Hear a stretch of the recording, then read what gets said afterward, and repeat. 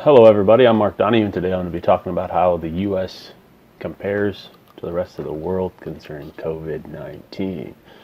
So first of all, it's my belief that the media misrepresents data to push their own agendas and to boost their popularity, resulting in higher income for the companies and jobs security for themselves. Reporting on COVID-19 is the latest instance of this. See the run on toilet paper as the perfect example of panic created by the media. Although the data presented may not be false, it can be very misleading. Outside of toilet paper shortages and other interruptions caused by this virus, a primary thing that is often focused on is the number of cases and deaths in the United States compared to that of the rest of the world. Just looking at the numbers provided in the COVID-19 Tableau workbook, we can see that the United States makes up almost 1/3 of all confirmed positive cases. In addition, we can see that the United States makes up 1/4 of all reported COVID-19 deaths. Outside of just being numbers that can be referenced, what do these numbers actually mean? Is the U.S. worse off than any other country in the world? How do we properly compare the numbers from the United States to the numbers of other countries? Are the numbers reported from other countries even accurate? Let's see what the data has to tell us as we analyze it in the hopes to answer these questions. Alright, so first we're going to look at cases per country. As we can see here, the U.S.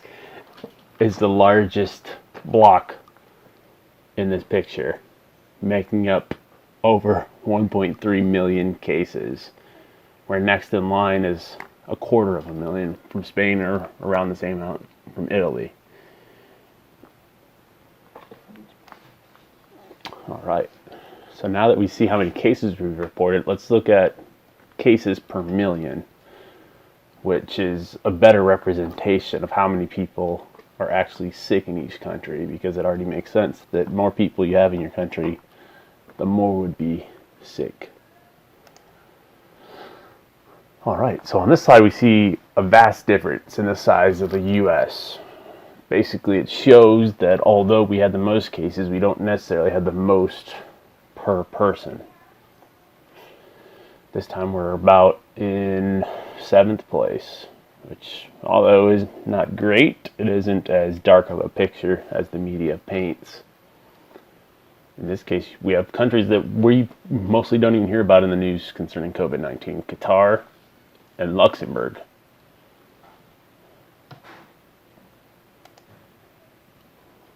Alright, so something else I wanted to look at was regionally, how many cases are there? And if we look on here, it almost looks even between Europe and North America, between the US and Canada, with the amount of cases. And then we have Brazil, Peru, Mexico making up the Latin American countries, coming up in third and kind of growing a lot over the last few weeks. We got the Middle East, North Africa, East Asia, and the Pacific. Then we have South Asia, primarily India and Bangladesh making up their population, as well as some cases in sub-Saharan Africa, but that's mostly based upon what's been reported. Alright, now that we can see regional cases, let's look at regional deaths. Bam, that's a pretty stark difference here. We went from only a portion of that being Europe and Central Asia to over half for the entire world on here. And of course, US still being the largest one represented. Alright, so this all didn't happen overnight. Let's take a look at how these world cases developed over time. So boom, started about March 15th. This just started taking off, climbing daily. But as we can see, even though the number of confirmed cases skyrocketed, pretty much at a 45-degree angle there, the number of deaths kind of rose slowly, which basically indicates the number of tests that are being performed. There's a lot more testing the further we go on with time as tests become available. More test in numbers and then just different kinds of tests to confirm these cases. So this is what the world looked like. Let's take a look at how the US looked. Looks pretty much the same. We may have started a week later as far as our rise, but the angle just about the same, as well as where we see the deaths there at the bottom.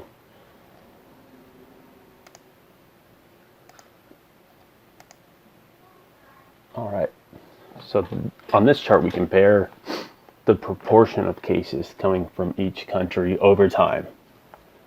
So at the beginning, China made up the vast majority of cases, going around 80,000 or so. And since then, we can also see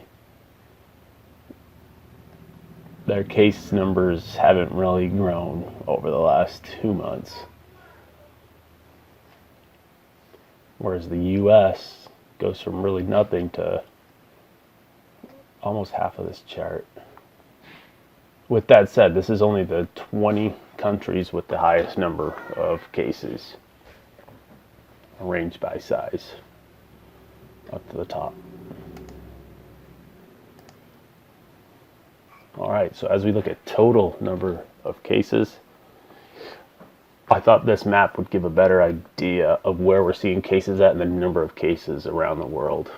So we can see the US in that dark maroonish brown color there, and then a lot of Europe in the orange, and most of the rest of the world in yellow, especially in Africa, where there's not been a lot of testing or numbers let out.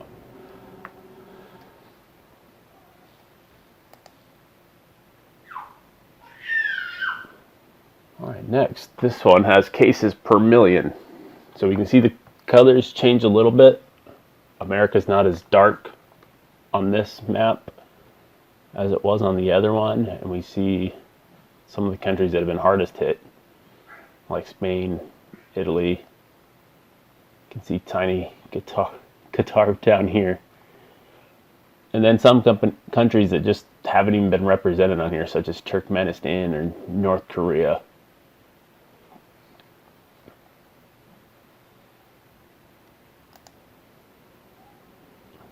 All right, and then we have deaths per million. Where are these people dying the most at from this? And we can see it's definitely Western Europe, with a stark color difference from really anywhere east or south of Western Europe, with the US and somewhat Canada being the only other countries with orange outside of Europe.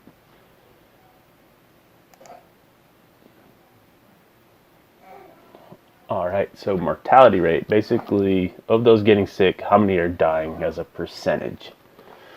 So depending on the country, this varies anywhere from 0, granted that's not a true number, as some countries just haven't reported anything. So we're going from near 0 all the way up to 20, with some of the hardest hit places being Yemen, Mauritania, more of the Western European countries, and then we have Nicaragua, which actually is at 23.8%, throwing off the color scale on this map a little bit.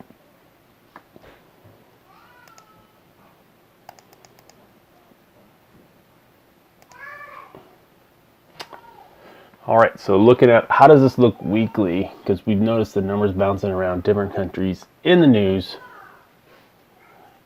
So we can see where the US almost went from no cases around March 8th, March 15th when this thing really started kicking off.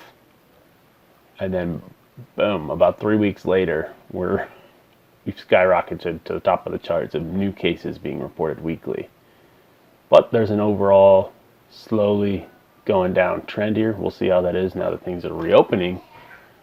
But we can also see countries such as Russia and Brazil, India, Peru that have an upward trend. So this is indicating the US is getting better while some other countries are getting worse. And then we see a very similar picture when it comes to the amount of people dying each week. Trending downward, several others trending upward, but for the most part, as a planet, most of these are either leveling off or going down, which is great for humanity. All right, so countries with test data. If we're not getting test data from them, we basically can't computate properly how this is affecting the world. So test data is basically telling us how many tests have been performed in these countries. So we have all these ones in red. They haven't released any numbers on how many tests they've performed. And then we have others in darker blue, means more tests per million citizens.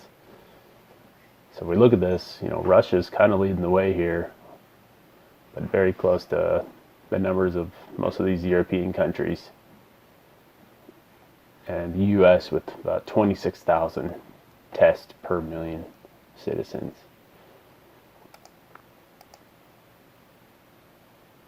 All right, so here I want to check out some trends between the cases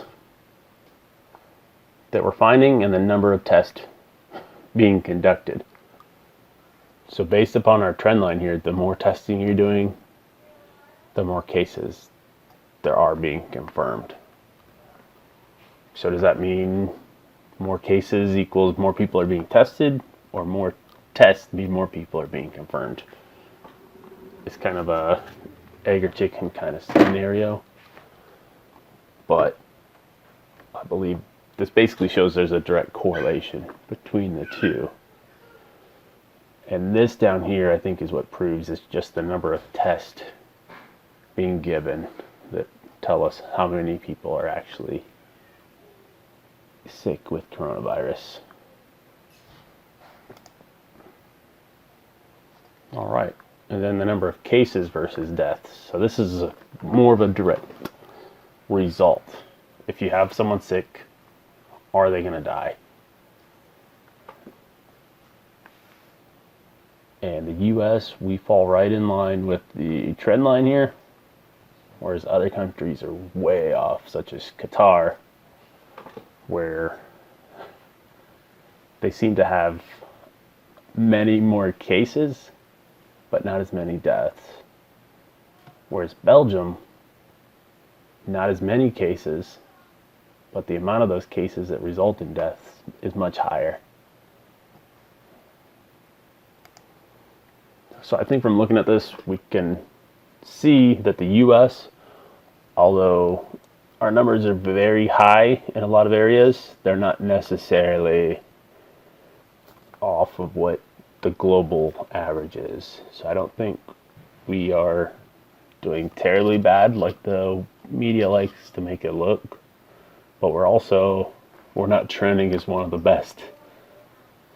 I would say this is bad and worrisome, and what is the government doing, but we can also see that most of the rest of the Western world is in the same boat or worse than us. So it's not our medical systems that are failing, as these countries have the best medical systems in the world. It's that we're doing more tests and we're releasing the results of those tests and the cases and the numbers and not keeping them secret, or other countries are just not capable of tracking this because they lack sufficient oversight and governance.